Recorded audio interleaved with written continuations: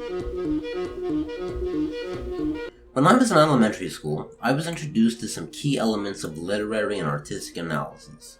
The 5 W's, as it were. Who, what, where, when, and why. One of these, as I'm sure you can guess by the title of this video, stands out to me as infinitely more pressing when observed through the lens of online artistic discussion. That being why. The rest of the W's are tangibly quantifiable. Who and what both refer to the subject or key element of a work. Where, the relative place in space or artistic and narrative relevance the subject occupies. When, well, simply when. One is perhaps less applicable to the arts, so for the sake of this video we'll consider it more of a distant cousin of the other 4 W's. And lastly, of course, why? This question is one that reaches significantly further into the totality of a work, and in so doing can explore the whole breadth of a work, whereas its relatives only typically manage to explore minute and independently changing pieces of the larger puzzle.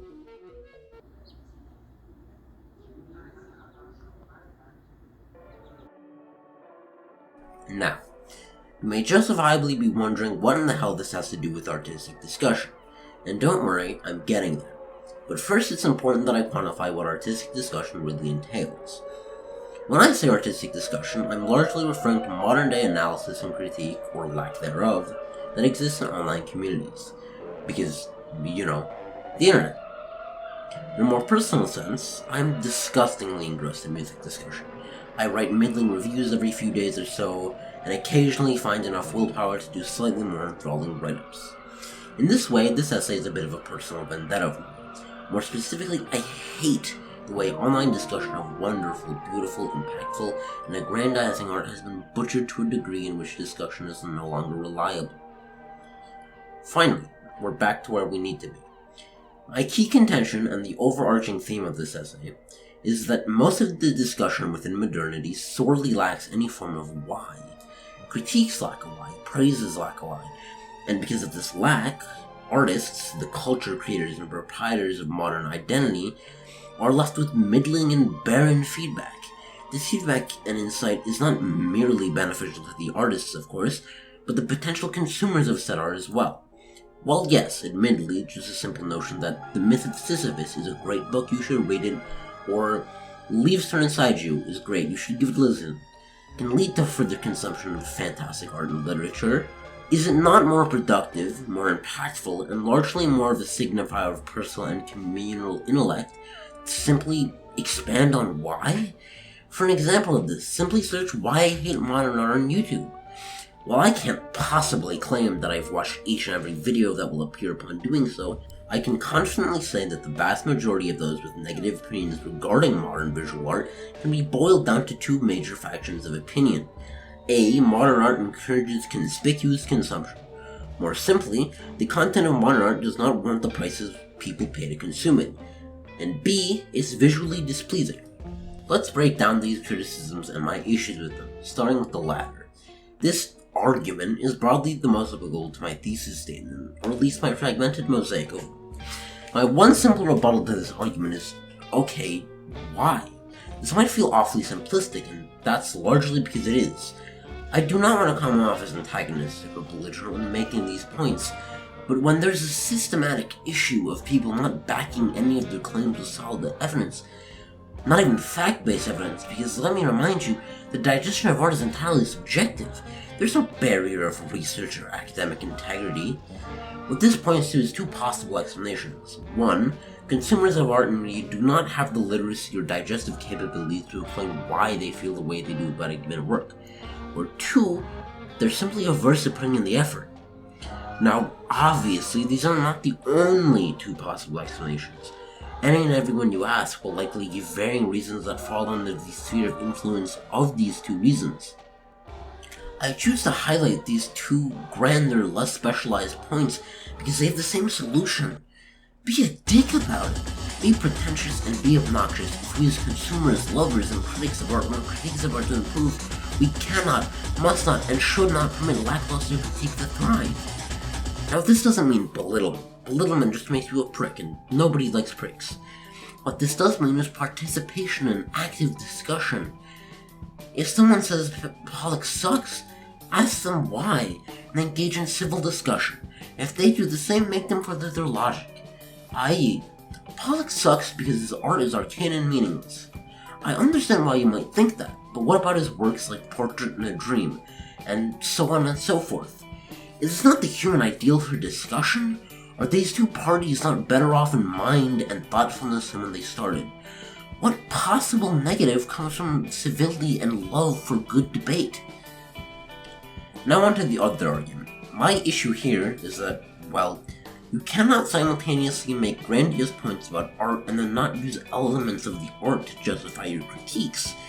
What implications does the price of a painting have on its content?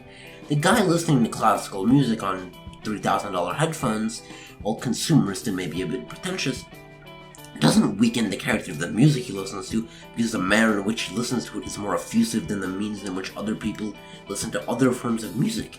The key aspect of art for the entirety of its history has been to elicit and compel human emotion. To get someone to spend exorbitant amounts of money to consume art, while abnormal, yes, is doing exactly that. Swifties buy Taylor Swift vinyls and pay hundreds of dollars en masse to see her in concert because she elicits a grand and powerful emotional response from her fans. Critiquing the consumption of art is critiquing an entirely different social phenomena, not the art itself. Not only is this generally a cheap, weak attempt at debasing art that you don't like, but throwing anything, whatever you can grasp at the wall because you don't like a piece of work. Is that not antithetical to art itself?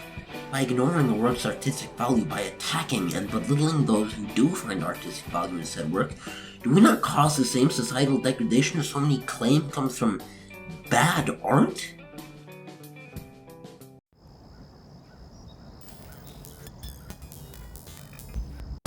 I don't like the rise and fall of Ziggy Stardust. I think Bowie is too wrapped up in his own self-aggrandizing esotericism, too pretentious and too aware of it all whilst doing it. But hey, it's still some damn good artistic value. Ziggy Stardust is a monumental piece of art. It acts as the roots which lend lifeblood to so much amazing music. Bowie is an oracle of fashion. He modernized what we consider avant-garde and brought to the forefront. In essence, Bowie, through his art, made way for better art. Despite my reservations about its quality, I know it has artistic value. I know other people love it.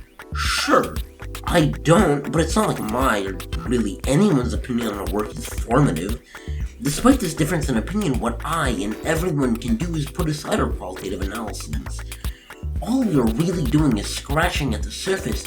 In critiquing the sounds of an album, the composition of a painting, or the framing of a photo, we do not critique art. We critique the means in which it is delivered. I'm not pretentious or delusional enough to tell you that these critiques are unimportant. The quality of these means, and by proxy the efficacy in which the artistic ideas and complexities are conveyed to a consumer of art, are of the utmost importance. This efficacy is what makes art accessible, popular, and of the zeitgeist. In Rainbows is beloved for a reason. The Starry Night is beloved for a reason. They are amazing works of art, that much is obvious, but there has to be something that separates them from other amazing works of art to be so beloved. This X factor isn't that they're better, that falls into subjectivity. This leaves is simplicity. Not to say that In Rainbows or The Starry Night are simple. I mean, I might be a lunatic, but I'm not a raving one. It is to say that there is no obfuscation. Their baseline themes are clear. They don't take much work to crack open. In Rainbows, putting it simply, is obviously sad. It's littered with touching instrumentation and sweeping vocals. It is beautiful. People appreciate and love that beauty. The Starry Night portrays a ginormous, piercing sky, foreboding shrubbery and mountain ranges, all clearly meant to evoke a sense of inferiority and awe in comparison to the minuscule specks of human activity. Here's where most people stop, and I'm dumbfounded as to why. Look, I'm not saying that you should be writing essays about every piece of art you ever consume, but if you're going to find yourself engrossed in a work, why not take the time to fully grasp it? If you are going to spend your time appreciating something, an album, a painting, or a film, ask yourself why. Ask why creative decisions were made the way they were. Ask yourself what they are meant to convey, even what they convey regardless of intent. We come and go and bicker about things we like, support, dislike, admonish. And I don't know if most of us can fully justify it.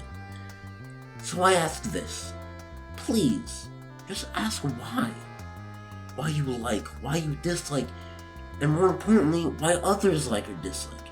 There's impactful, emotional, and artistic value in things, even if they aren't to our tastes. Take the time to appreciate that. Empathy hasn't ever killed anyone. A lack of it sure as hell has.